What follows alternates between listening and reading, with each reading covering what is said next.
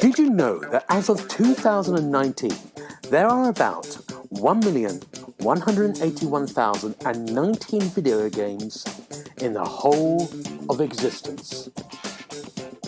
You're listening to the Xbox Hub Podcast, the official podcast of the TheXboxHub.com. For all the latest Xbox news, reviews, videos, and opinions, make sure you visit TheXboxHub.com. But for now, settle down, get comfy, and open your ears for some podcast delights. Hello, welcome to the Xbox Hub Official Podcast, episode number 27. My name's Gareth. I'm going to be your host, as normal. And on my virtual left is Mr. James Burks. How you doing, James? Hello, how's it going? You alright? I'm very good. You're very upbeat. Good. I am, for a change. It'll soon change, I'm alright. And on my virtual right is Mr. Richard Dobson. How you doing, Richard? Hello, guys. Good, thank you. How are you both doing? Very good, thank you. Good to have you Welcome both back. on. Welcome back. Thank you. James is very upbeat. I like it. He's really It's weird. severe. Yeah. As always, because we're over internet's all over the place at the moment, so there might be some leaks. Leaks? What does that mean?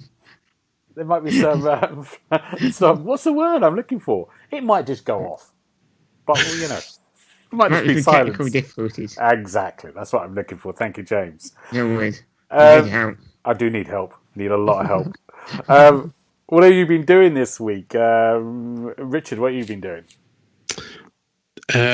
Still in lockdown, Oh, yes. and as of yesterday, for another 3 weeks at the minimum. Yeah. But we've tried some new things this week. So we went to the shops over the Easter weekend and bought a lot of games to play in the garden. Oh yeah. And we've unofficially christened it the Lockdown Cup. So we've got ring toss is the big one at the moment for us. What's it called? Ring toss. All I right, don't know okay, if good, there's a yeah. more appropriate name No, for it. it's fine. That's something else to Gareth. Okay, that's something else. Yeah. Does that weekends? Yeah.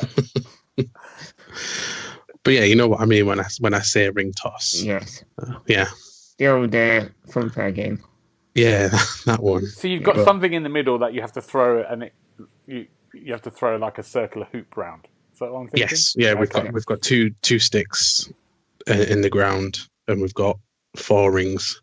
Right. And I think as soon as I finish work, 'cause I'm working from home still at 4:00. I'm downstairs and I'm in the garden waiting to play ring toss. I like it. Good. I like that. Work's finished. Ring toss. Good. Yes. I Have you like got any it. trophies or like medals to give out? At the moment, I'm suggesting that I use the Crash Team Racing mug, Ah. but that doesn't mean much to Laura, my partner. Right. Well, So you I'll have to make just, sure you win it. yeah, I'm just making myself more determined that I'm going to win it then. Who's winning at the moment? What's the? At the moment, I have it on a spreadsheet and everything because I'm a massive nerd. It's 4-3 to Laura. Oh, well done, Laura. I'm rooting for Laura, Richard, Well, already. Good luck today, Richard. I'm on your side. I've got your back. Another 2 games hopefully today, and I can be back in the lead. Yeah. Oh, it's pressure, isn't it? It is a little bit. Yeah. Wow. So we're judging the wind and that, isn't it? It's very technical. I am. Technical game. I'm overthinking it way too much for what it is, but yeah, There we go. It's got to be done. Yeah. I like That'll that. win, mate. James, what about you? What's your lockdown week been like? A bit weird. I wanted to do a lot of things that I can do in the house, Yeah. but I never seem to do any of them. No? I start something, then go, oh, actually, I'll do this instead. So it's been quite unproductive. Yeah. But I did start watching Tiger King Ah. and Guess My Oh, Better yes. Have you both seen it? I've not seen it now. I've finished it. It's basically about a guy called Joe Exotic who owns lots of tigers and his ongoing feud with a woman called Carol Baskin who's like an animal rights activist. Right. and it's just crazy. Within the first episode, someone's got their arm taken off, and people are shooting guns in the zoo. It's just mental. I've never seen a program like it. It's a real documentary. Yeah. With real people. And you won't believe these are real people. It's strange. When did you make it, Richard? Have you finished it? Oh, Yeah, I've done 2 episodes. right. It just gets weirder and weirder, and you start watching it open mouthed. You just can't believe what happens next every episode. Because despite this Carol Baskin pretending to be like an animal rights activist, she owns a zoo very similar to this Exotic Joe's. So she's trying to take the high ground with it. Yeah. Oh, And I've got to see it. You have to watch it. It's just mental. They both try and take the high ground, don't they? But neither have got a leg to stand on, really. Yeah. Wow. I mean, they're both doing things that most people would say, you know what, maybe it's not good. Wow. But neither of them refuse to draw a line under it either. No. So it's just outdoing each other. Wow. Okay. That's one to watch. I watched a TV series, and it's on Amazon Prime, and it's called In the Loop. And it's an 8-part TV series, and it's set in this little small American town that basically has a kind of like underground science experiment, like what's the big cylinder thing in France where they were smashing the atoms together? What's that thing called? Collider. Yeah, it's based on something like that. So it's set in this kind of fictional place, and you've got this thing underground, and there's a scientist and a small community all go and work there, but they all live there and they have their bars. But what's kind of amazing about it, it's like each episode's like a short story, separate story from this town. And some of the characters come into the other people's stories, and it's all really separate. But the world they've kind of built is this kind of weird, kind of like nostalgic, kind of, it almost looks like it's set in this sort of 80s, and there's some 50s stuff, but there's these kind of wreckage of all these experiments dotted around everywhere, like these kind of robotic kind of spheres or like buildings that have gone to a thing. And each episode might deal with something like time travel or a body swap between two people whose minds go to each other's bodies through these equipment, or you might have something that someone has something they find that can just freeze time, that everyone gets frozen apart from them. So it deals with these quite, big sci-fi elements, but at the same time has a kind of very warm and story about relationships. I really love it, but it's not going to be for everyone. It's very slow. It's very meditative. It's like reading a short story, a book. It's not an action pack, but it's beautifully designed and it's really greatly, brilliantly performed. And is this the one that is it based on the drawings of Simon Stolberg? Is it? Yes, I think it is. Yes, yeah. Because I've seen his drawings and they're absolutely fantastic. Yeah, it looks like something like Fallout in a game world. Yeah. It does feel really game world. That kind of thing when Fallout has that 50s architecture, but it has these kind of modern robots and these things in that style still. It really reminds me of that. Yeah, I'd recommend giving it a go, but it is slow. It has a slow pace to it. Some won't like that, but if anyone else, give it a go. I think the sci-fi elements might make up for the slowness. Yeah. Because that would be quite interesting. Yeah, it's really... Yeah, I've done about 6 episodes, got 2 more left to do. When you said In the Loop, I thought you were about the film, the spin-off. Oh, yeah. From I know you mean the political... what would you call it now? The Thick of Us. The Thick of It. Yeah, Thick of It, yes. That was it, yeah. That sounds interesting. Yeah, it's good. And the other thing I've just been doing... Now, the big problem I've got at the moment, put into games is... We're not buying any new games at the moment, really, are we? Are you buying new games, you two? And we're going to talk about Richard in a minute, but I've got this big collection of games on Game Pass now and on my hard drive. James has probably got every game since 2001. Played. And before then. In the olden days, I used to get one game at a time that I'd buy from a shop. I'd play that game till I complete it, and then I'd trade it in and get another game. Yeah. I find that I've got loads of games now, and we review a lot of games, so we've got a load of those as well. And I feel like I give up on games a little bit too easily now. Mm-hmm. If something gets slightly hard, I might just stop it. Do you two get that feeling sometimes, or do you carry on still? Do you persevere? I'm at the time or the patience to go for any game that gives me difficulty. If I start a game and I'm stuck, unless it's a really, really, really, really addictive game like Dupont Hospital, I would just give up and go, right, I'll go and play Rocket League. Because it's like a safe zone. I know I can play Rocket League. Yeah. I don't like wasting time in games. I don't even think it is a difficulty thing for me, but I do that, much to the annoyance of some of my friends, that I can't finish. But it's not just games; it's TV series and everything. I'll just get to a point and I'll just stop, and I'll have every intention of going back to it, but it rarely ever happens. I think that's to do with choice as well. I think we know we've got other things to play, or we've got other things to watch. Too much choice. Yeah. And I think that makes us kind of go, well, I'll go back to that at some point. Mm-hmm. Yeah, like you say, in the olden days, like even PlayStation 1 era, if I got a game, there's no way I could afford another game for ages. Yeah. So I would play that game to death. Yeah. Until another one came out that one could afford. Well, some games are a lot cheaper these days as well. Yeah. Which helps. But it gives you too much choice. But I feel like I'm flipping between like 10 games at the moment, you know, and also on another console, on PS4 as well.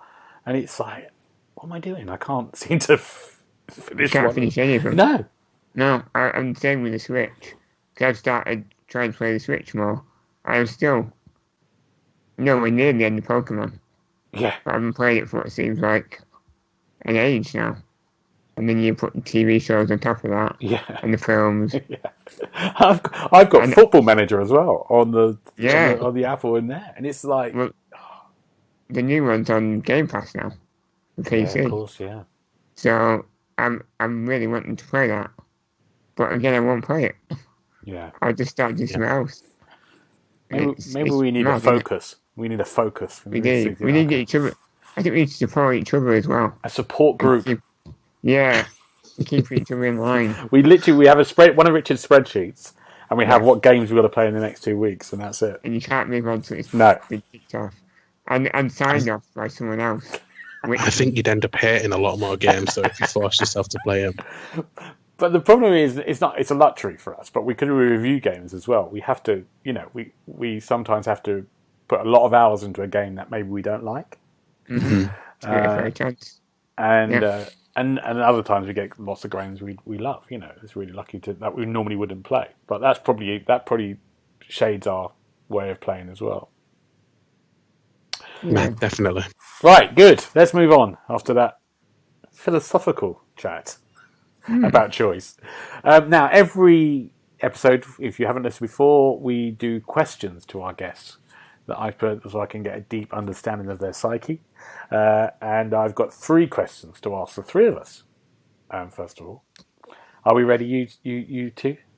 Definitely. Yeah. Yes. Ooh, James is really keen this week. I like it. Okay, here's the first one. What's the maddest conspiracy theory you have ever heard? And I'm going to put that to Richard, first of all. Well, it's a hard one on the spot, isn't it? I think there was one that I spent a long time just delving into, and I think this is about a guy called Andrew WK, who most of you will have heard of. He's a rock singer, but he's also a really, really talented musician as well. I think he's reached max grade on piano and other stuff. Very, very talented guy. But the conspiracy theory is, and this Andrew WK isn't necessarily a person; it's more of a personality. And when this current person's playing Andrew WK, they'll just move on to the next person. Wow! And there's a lot to delve into on the internet. I think he's even come out, or this Andrew WK has even come out and admitted it at some point as well. There's lots of pictures of him and then compared to pictures previously, and like body my eyes are in different places and stuff like that. There's a lot on the internet about it. So he's got different sort of versions, different people playing the role of the rock star. Is that what it used to be? Yeah. Wow. That's the general feeling of it anyway. And that's a conspiracy theory for other rock stars as well, like April Lavigne. Avril Lavigne. That's the one. Yeah. Okay. I've seen it about Lady Gaga as well. Really? Yeah. Okay. I like that one. James? Mine's more of a recent one. And I don't know much about it, but I know it's probably Dash. The whole fact that coronavirus is a cover story for 5G. Right, issues. Yeah. And that's forcing people to go out and damage 5G masts. Yeah. What are these people doing with their lives? I don't understand what are they saying? So 5G causes coronaviruses? No, it's causing these deaths, and coronavirus is just a cover story. Oh, I see. That's what I get from it. Right. But I don't know where these people are getting information from. I'd like to know who started it. It's like you always say that about a football chant. You think, who started that football chant that everyone's got? It's like that with a conspiracy. Who started the first thought of it and it spread? I think this one. So I remember there being a TV show on BBC Three about a zombie invasion, and it was supposed to be like a scripted reality TV series. Right. But these people were in a supermarket, because that's the best place to hang out in a zombie apocalypse. But that all started because 5G turned people into zombies, and I don't know if that has got something to do with this current thinking of 5G masts, the devil's work. And someone watched that and thought, bloody hell, this is a weird documentary. Yeah. Yeah. Good. Now my one is, I think the one I always go down to is looking for pictures of people who look like time travelers in the past. I always love it. And I think, do you remember that there was a Charlie Chaplin, it's a few years ago, a Charlie Chaplin DVD was released, and they had some footage of the opening of the Charlie Chaplin film. Like it had a standard picture and people walking past the cinema where it was getting shown. And a sort of like older woman walked past, but it looked like she was talking into a device. Yeah. Into her, have a look at it. If you look at the clip, you'll see it. Charlie Chaplin time traveler. Type that in, you'll see it. And the people are always going, "What is this? Is it a hearing aid? Why is she talking into it? It looks like a device." And then the moment you go into time travelers and pictures of the past, you'll go into a wealth of stuff. It's really interesting, like pictures of people looking in modern clothes and some in black and white pictures. It's fascinating. So that's one of the. I mean, I don't believe it, but I love it. I think once you start going into it, though, you start seeing things you want to see as well. Yeah. Like you see, if you close your eyes slightly, it looks a little bit like Robert Pattinson or Daniel Craig or whatever. Yeah. It begins to trick your mind. And then you get lots of stories about people coming back and then saying they're time travelers and predicting the future. There's lots of that. It's amazing. Yeah. So that's that one. Okay. Question number 2. What movie did you watch as a kid that completely scared you? I asked this before. I might have asked this before, but I'm going to do it again. I'm trying to think. Richard, you got one? Terrified you as a kid. Do you remember it? I don't know if we mentioned this before, but it's not necessarily a film. but I, growing up, used to have an irrational fear of the TV show catchphrase. You've never mentioned this before, Richard. Have I not mentioned this before? No. I remember this. Okay. Yeah. And it wasn't just catchphrase. It was. Do you remember when the National Lottery first started and they used to have Mystic Meg? Yeah. Yes. She used to scare the hell out of me. Wow. Now, Mystic Meg with a kind of fortune teller who used to write horoscopes for the Sun newspaper, and she got her own. She was on the National Lottery and Noel's house party. I think she used to appear on as well. Yeah. Oh right. Yeah, she just used to be like a big thing, the National Lottery, and it used to then just pan up to her in a little cave or wherever she was at the top of the studio, and just something about it. I don't know because I don't know whether this was because growing up as a kid, my dreams were pretty vivid. I used to have lucid nightmares all the time, and I don't know if these things like catchphrase and Mystic Meg just popped up in them one time and then scarred me for life. But what was it about parents had to turn the TV over. Catchphrase. No, Mr. Chips wasn't really the issue. It was the whole Roy Walker. I used to love Roy Walker. It was the whole crappy animation thing. So one thing I remember really well, and I've tried to find it on the internet since, was a catchphrase where there was different pieces of furniture dancing on a stage, and it freaked me out. And every time I used to go around to my grandma's, she always has Challenge TV on. It's the only TV channel she'll watch, and these old episodes of catchphrase come on, and I'm just watching them now, and the animations on them are really freaky even now to me. I like that. James, what about you? I think I've answered this question before, you know. Yeah, I think we've done it before. It was Temple of Doom. We have. We've done this question before. I'm so sorry. Yeah.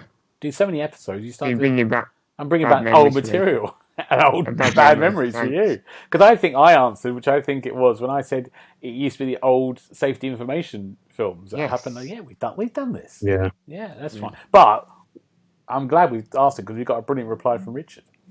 Yeah.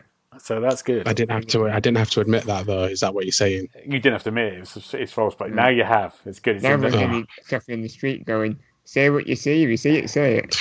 all them two listeners. Okay, question number 3. What is the most embarrassing thing you have ever worn? I'm going to give that to James. Have you got one, James? No. Not at the moment. No. I'm thinking there's so many. What about you, Richard? I have one. One thing popped straight into my head. Yeah. It was when we went to Florida for the first time, and you go through all the shops in the theme parks and everything, and I saw this amazing shirt that what I thought was an amazing shirt, and it was white and it had a blue dragon on the front of it and flames around the side, and I thought it looked amazing. But I only ever wore it once, and that was to the local nightclub near where we used to live did under 18s nights, and the first time I ever went I wore that shirt, and I've never worn it since.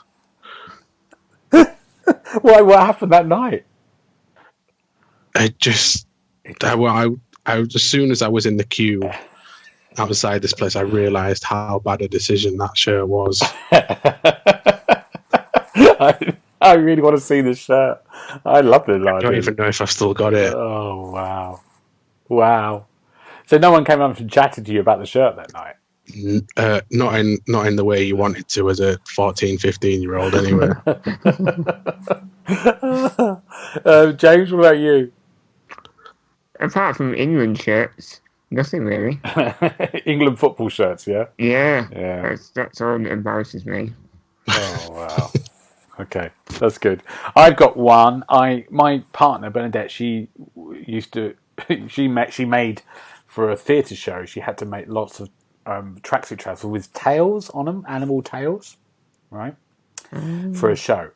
And one morning, she sewn an animal tail onto one of my trousers, my by mistake, because you thought it was part of the show, on my sort of tracksuit trousers. And I got up in the morning tired, put these tracksuit trousers on, went to the shop to get milk. And then the shopkeeper went, "Why have you got a tail on?" And I didn't know. And all I could say was, "I don't know." And then I walked out of the shop with my milk down the road with a tail on. Yeah, so that was my most embarrassing thing. Yeah. I mean, I would love to see that. I think anyone would, yeah. I was so annoyed.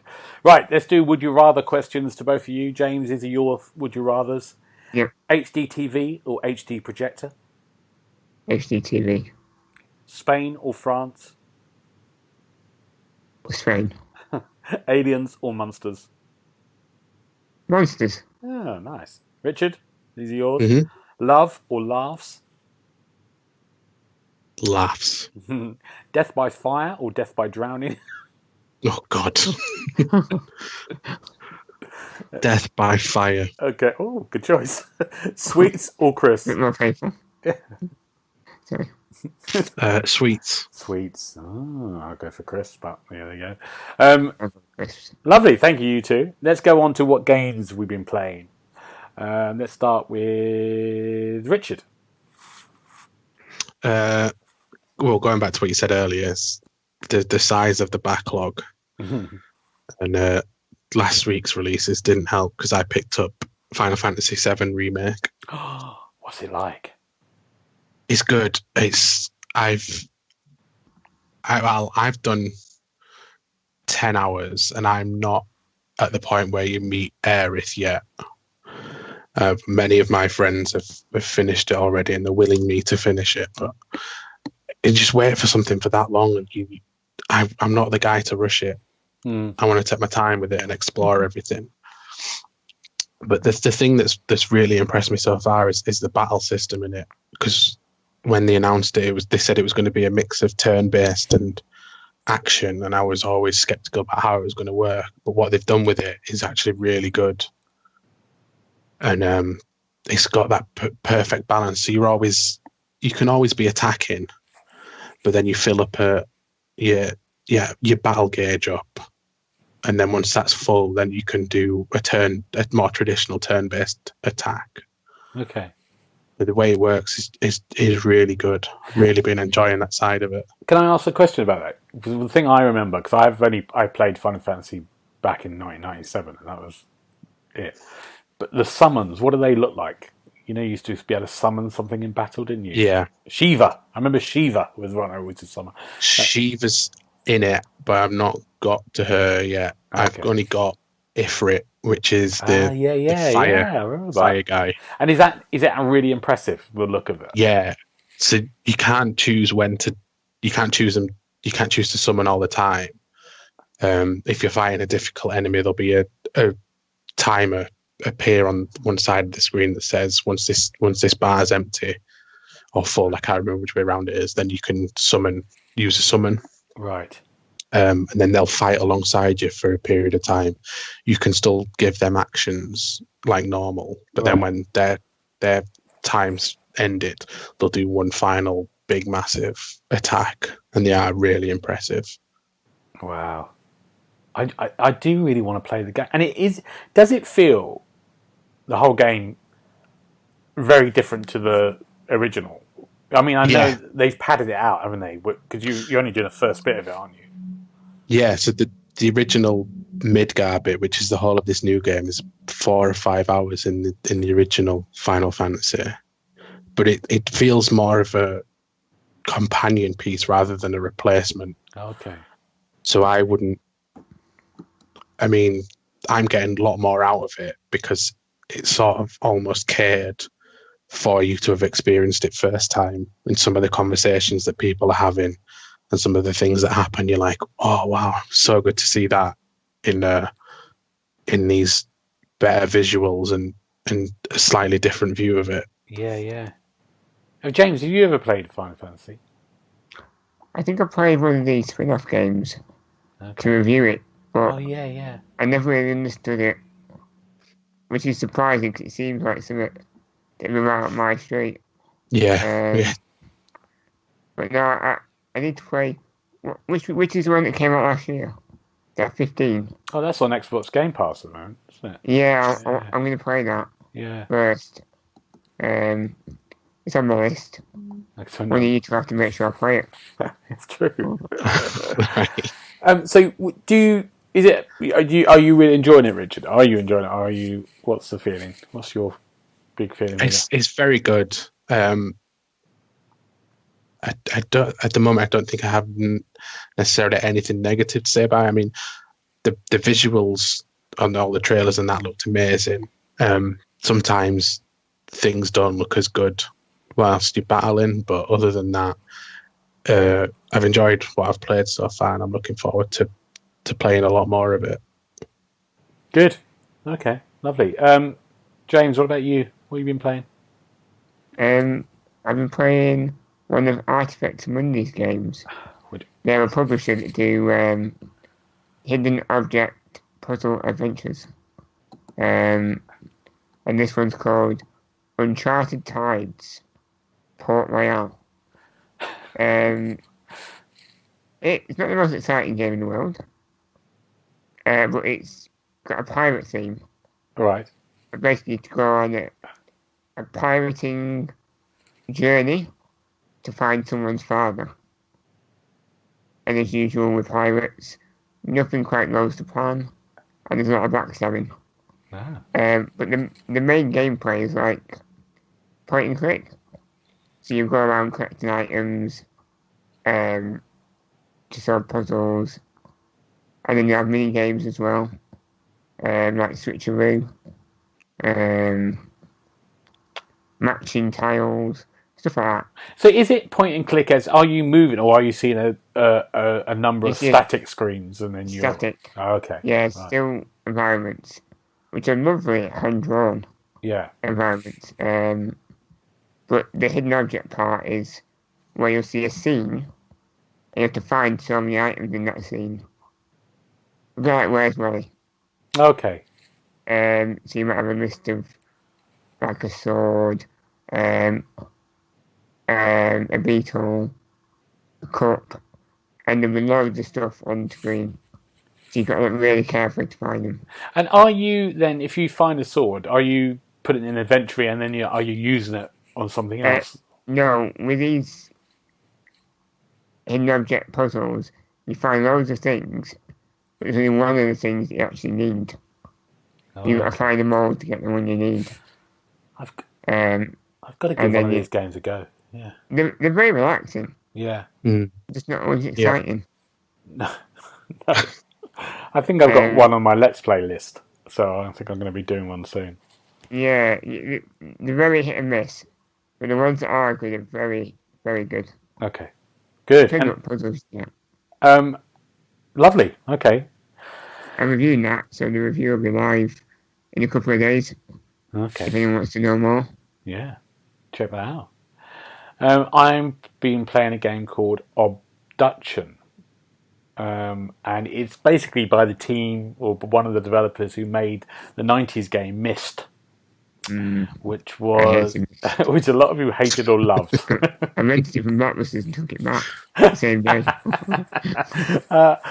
And if in the original Myst, it was like you move around a space.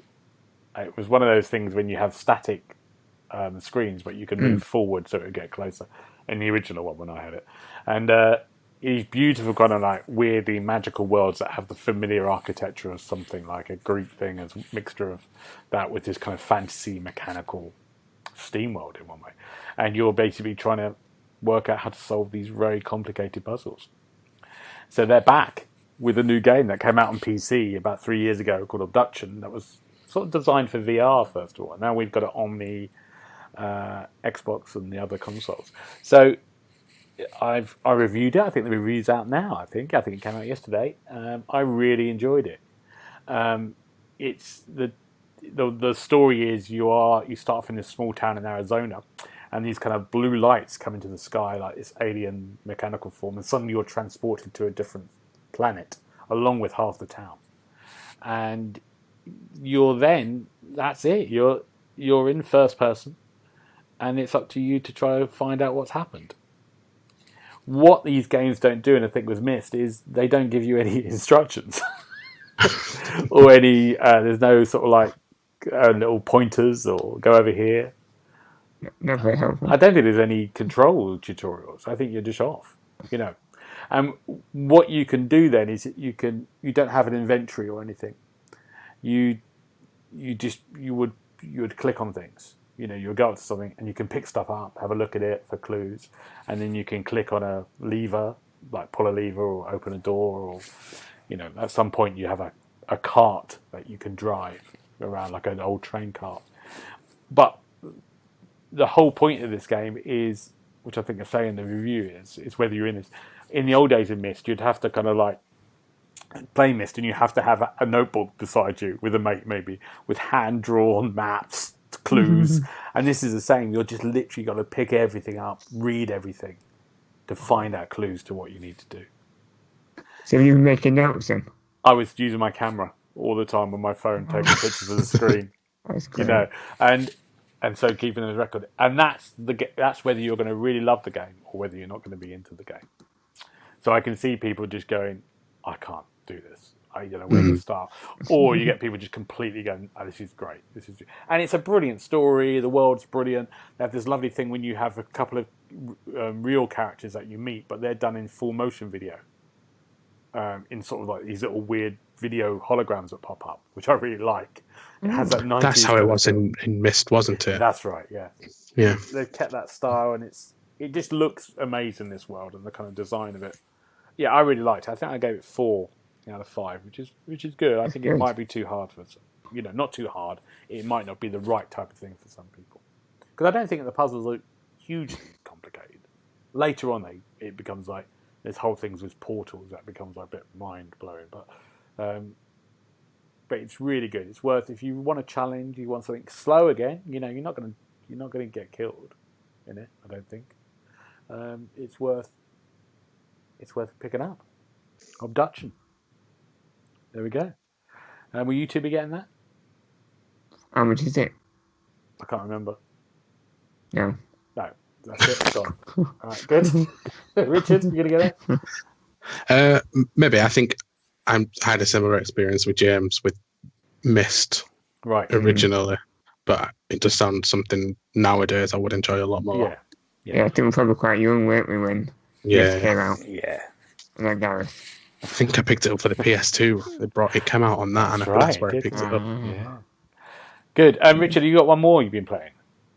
Yeah, I just wanted to quickly mention a game that came out last year called Man of Medan, which was the first in the Dark Pictures anthology. So a friend and I have been playing that on PlayStation. It came out, I think it was half price in their recent spring sale, and it's just unlike anything I've ever played before. So I know that you reviewed it, Gareth, for the Xbox Hub. Yeah. But we're doing it on the online mode, where you control different characters at the same time. It's great. I mean, I did that for a preview. So I went on a boat. I think I've talked about this before. A boat on the Thames, and for a preview event with other journalists, and that's what we played. We played in the hull of a boat, and we played opposite with a stranger. I had this German journalist. Me and her were playing it together, like you were. Yeah, so that was my first experience. It's amazing, isn't it? Yeah, it's so I'm like I say, I'm controlling one character while he's controlling someone else on a different part of the ship, and it doesn't put you in a group chat in the game. So we've set up a party outside of it, but I don't think you're supposed to be chatting necessarily while it's going on. No. But just hearing some of the things that he's seeing, and then I'm seeing something completely different.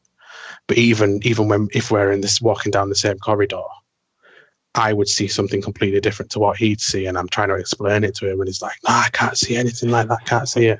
Yeah, it's just a really, really good experience.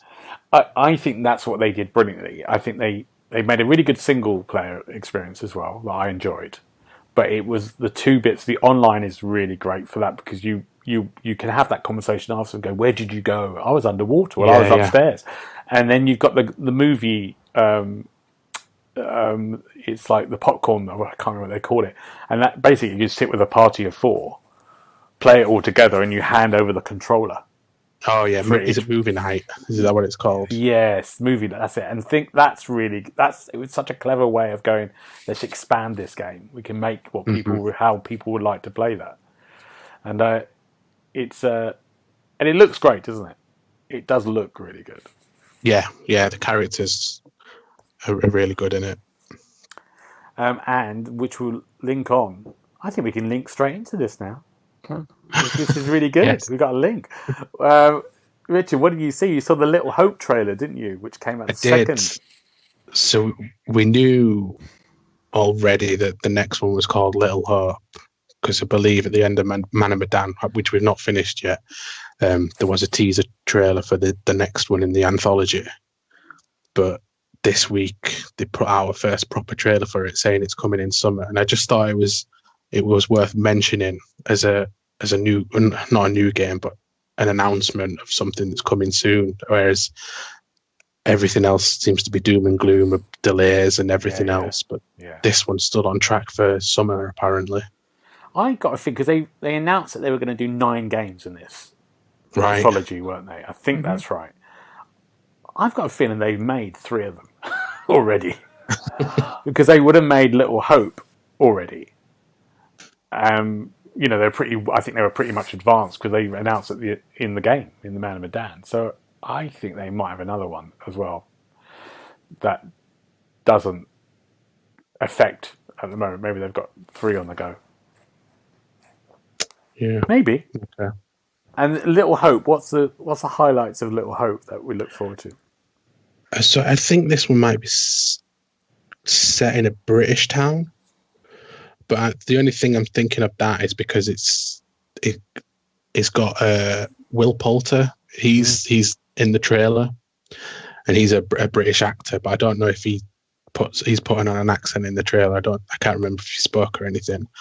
But this one is about a town called Little Hope, and that has 16th and 17th century historical ties to witch hunting. Yeah. So you on a school trip. Discovering this town and then trying to find out what's happened, basically.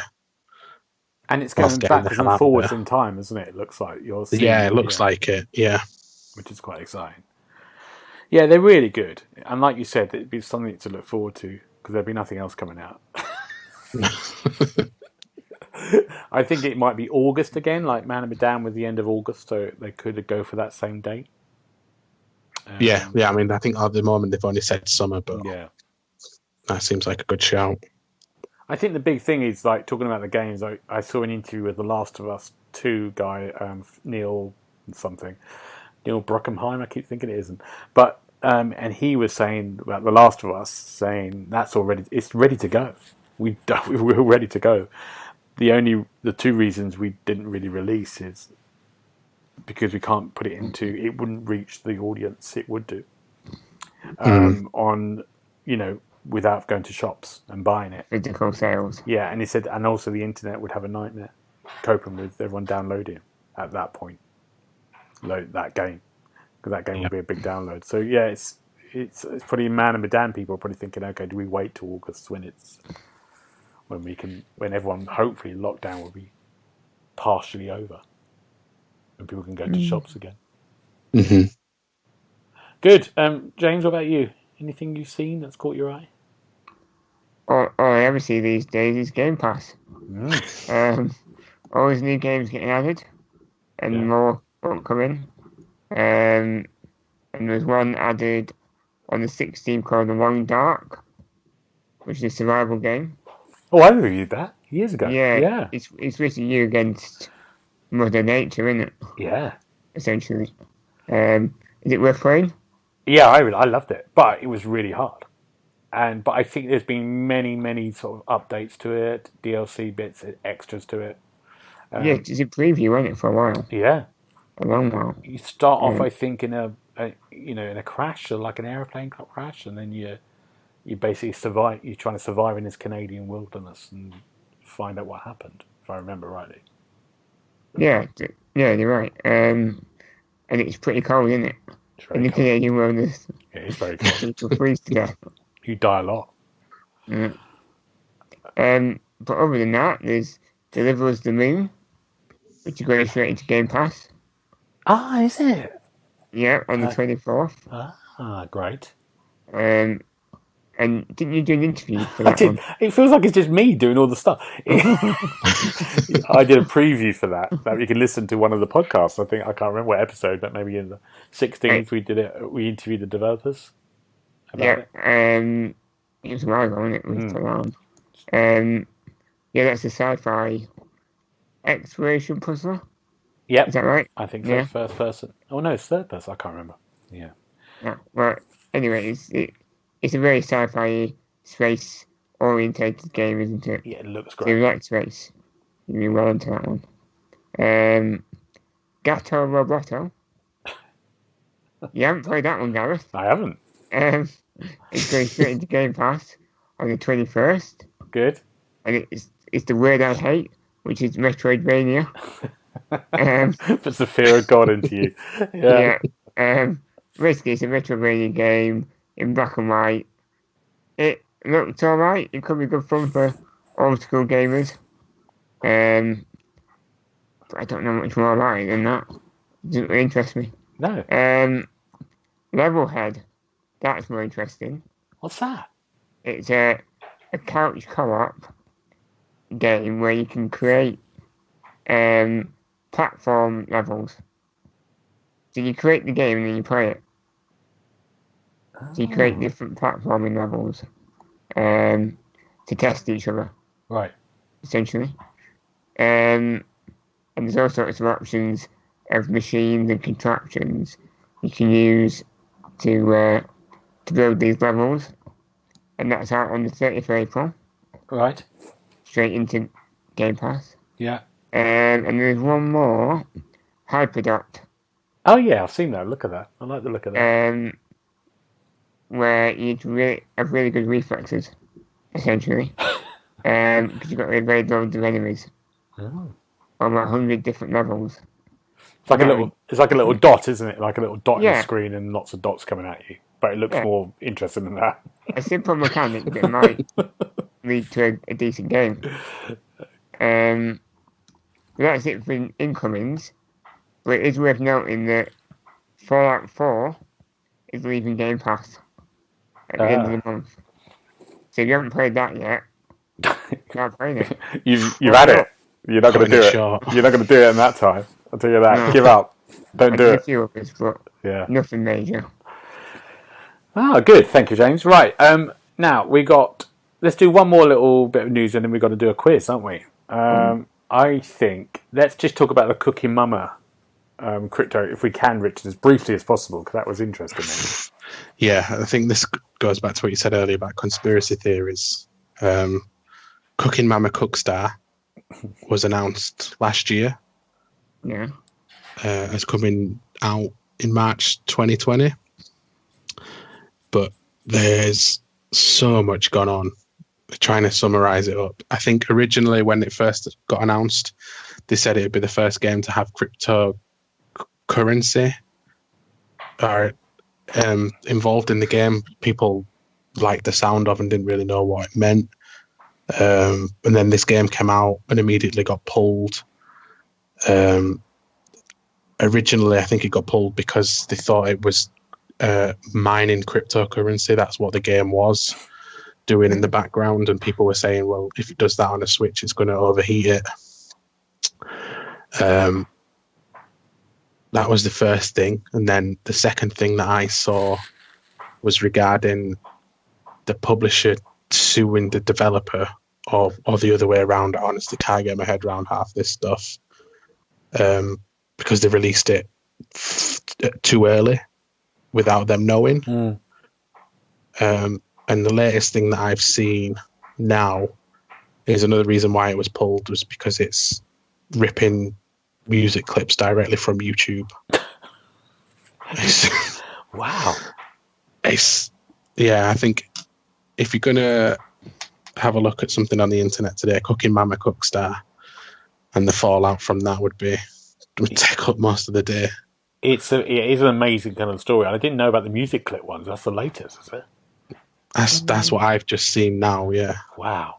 Yeah, it's really worth a read because it's this kind of weird kind of like when no one's responding to it as well. The developers or the game makers or who's in charge, you have no idea as well.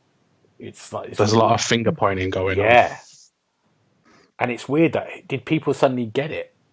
If the people got the game when it was released for a day or something, did people get a copy of it, or was that ruined? Or what? I think there are physical copies, a few physical copies out there, and the people will have downloaded it from the Nintendo eShop before it got pulled. So I can imagine it going the same. It won't work online, no. Okay. I can imagine it going the same way as when Flappy Bird got released and then pulled, and people were selling mobile phones with it on for thousands of pounds. This Switch has got Cooking Mama Cookstar installed on it. Wow. I like it. So have a look at that. So really type it in and have a examine because it's a really interesting story. Right, we're going to do a quiz because we haven't got much time. So we're going to do it. And Richard, me and James about 2-2 in the quiz. I think so. After your annihilation last time. And so it's James's redemption now. He's on the road. It's purely gaming. There's no books, no films.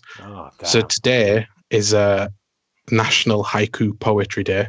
For those that didn't know, and I like to challenge myself when writing these quizzes. So I've come up with 20 haikus. Oh, Jesus, wow, good man. Yeah, and you have to guess the game that they're describing. Okay, good. Let's do it. To start off easy, and then in my head they get harder as you go along. Okay. Let me just quickly create a thing so I know who's got which one right. So question 1 then. The poster boy here, a hero all dressed in green, chief and guilty spark. Gareth. Link. Zelda. No. James? Can you read it again? Yeah. The poster boy here, a hero all dressed in green, chief and guilty spark. Cool. Yeah. It is Halo. Well done. That's nice. That's good. Well done, Richard. Come on, James. Number 2, Aperture Science. Be glad you aren't stuck with her. I think we're moving too early. Portal. Yeah. The last line was, the cake is a lie. I didn't want to interrupt you, Richard. Thanks, James. No worries, mate. It means business, though, so if you think you know it, buzz in. Yeah. I think I'm going to put these up on Twitter later on. Good. Yeah. Not too much of a humble brag, but something I'm quite proud of. You should be. Question 3. Animals gather for rest and relaxation in towns and... James. Animal Crossing? Well done. Very good. Number 4. Trap small beasts in spheres. James. I think that was. Pokemon. Yes. Damn. Number 5. Create a life sim, a form of escapism. Gareth. The Sims? Yeah. Your poor poems. Read the rest of that out. Read them out. Number 6. Now Apocalypse, the irradiated kind, giant bugs and crabs. James. I might got this wrong. I was going to say Fallout. It is Fallout. Yeah. Oh, nice. Very good. Number 7. Become a rock god, not rock band, the other one. Ooh, Gareth, I think just. Guitar Hero. Yeah.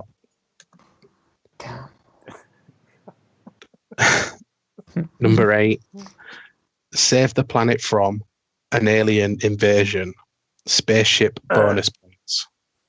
Gareth. Space Invaders. Yeah. Well done. Good huggies. Number 9. Working as a team to take down the fortresses. It's the second one. Gareth. Team Fortress 2? Yes.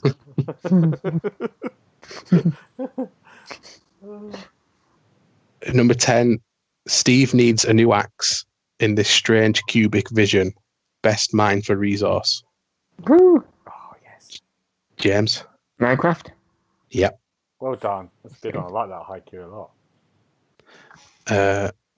That's halfway stage and it's 5-all. 5-all? Wow. This is tense. You can take a draw now if you want, Gareth.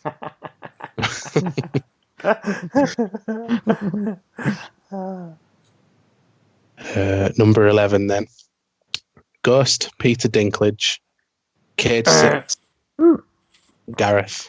Destiny. Destiny, yes. Number 12. Not multiplying. Relatable now it seems. New York and DC. Gareth. The Division. The Division. That is a brilliant haiku. Well done, Richard. That's really good. That's good. Really good. We're on number 13. Whip it good, baby. Skill shots to kill enemies. Needed a sequel. Ooh. Oh. James. Bulletstorm. It is well done. Well done, James. That's great. Wow. Really good. Number 14. Jade and her uncle. A pig that invents fire boots. Gareth. Beyond Good and Evil. Well done. This is tight. It is. I'm not giving you a score update. I know. Question 15. High rise to high rise. Jump, spin, flip, kick, jump. Again. Gareth. Mirror's Edge. Yeah. Number 16. Soul Edge and Soul Blade. It's eternally retold. Tales of swords and souls. Gareth. Dark Souls? No. Ooh. James. Soul Calibur. It is well done. Well done. That's really good as well. Number 17. Next, Quintillion. Center of the universe. Beyond to repeat. Gareth. No Man's Sky? Well done, it is. Three questions left. 3 to go. What's the scores? He's not going to say. I'm not going to say, but I haven't got a tiebreaker, so hope there's not a draw. Number 18, 11 games strong. Arachnids, get over here. More fatalities. James? Mortal Kombat. Well done. Well done. Number 19, the Greek in the Norse, attempting to climb mountain, all just for closure. James again? I haven't got it right now. I guess Assassin's Creed. No. I'm going to say God of War. Well done, Gareth. It's a really good My haiku. second choice. That's good. Haiku, Greek in the North. Very good. And then finally, number 20. When the mist descends, this sleepy town transcends to a ghostly nightmare. Sorry, James. Well done. Oh, very nice. Very nice. I don't think it was enough. I think Gareth won this. Gareth has just won this 11 to 9. Ooh, no. Close. Okay. Well done. Very good, Richard. Please put those on the Xbox Hub Twitter and your own Twitter as well. They're great. Thank you. Really good. Absolutely. Brilliant. Really good. Now, quickly before we go, what are we looking forward to in the next week? Richard? It came out this week, but I've not had a chance to go any yet. But the update to Fallout 76, Wastelanders update. I never thought Fallout 76 was a bad game, unlike the rest of the internet, it seemed. So yeah, I'm looking forward to seeing what they've done with that. It'd probably be good with a few others, wouldn't it? For a bit of fun. Yeah, at the moment, I've only ever done single player in it, though. Okay. And even that has been enjoyable. I think there's enough in there for it to be an enjoyable single player. I know they advertised it as a multiplayer one, but as a single player game, it's still very much a Fallout game. Okay. And they have fixed a lot of the bugs from what I've seen now, so maybe people will start to enjoy it a little bit more. Okay. I think it'll be on Game Pass soon, that. So I think it'd be good in the next couple of months. It would help. Yeah, it would help if it was on there. James, what have you got? What are you looking forward to? Afterlife Season 2 on Netflix. Ricky Gervais's sitcom, yeah. Indeed, it mixes a bit of dark comedy with pure sadness, would you say? And it's very uplifting as well. Yeah. You know, and it is. It's about dealing with grief, isn't it? Yeah, really? yeah. And it's a good, very funny at times. Yeah. Good. Season 2 will be as well. When is that on? Is it next? It's next week. Friday. Next Friday. Okay. 24th. I've got two things, but actually we've talked about Deliver Us the Moon. So the first thing is What We Do in the Shadows. Season 2 is on. It's been released. The first 2 episodes. Now I don't know if it's on the BBC yet, but it's on FX channel. I think is that right? Yeah. I've seen it. So have a look. And What You Do in the Shadow is a kind of spoof documentary about vampires living in New York. It is brilliant. So if you ever get to see it, if you haven't seen the film as well. Yeah, it's a film. If you haven't seen the first season or the film, watch it, please. Very funny. Please do. It's amazing. Right, you two. Where can I find you on Twitter, James? Or on Twitter and Instagram at OKUKO. And Richard, what about you? On Twitter at 001912. Brilliant. And you can get me on at GB Briley or on Mixer, The Lost Island. And please, and look out for Richard to put those haikus on his Twitter, probably maybe the Xbox Hub. And we will see you very soon. Subscribe to everything, like everything, leave us a comment, and good luck with the lockdown still. And see you next week. Bye-bye. All right. Bye-bye. You've been listening to the official podcast of TheXboxHub.com. You'll be able to find all the notes of this show at www.TheXboxHub.com/podcast. You can also check out our social feeds on Instagram and Twitter at The Xbox Hub and search for The Xbox Hub on Facebook.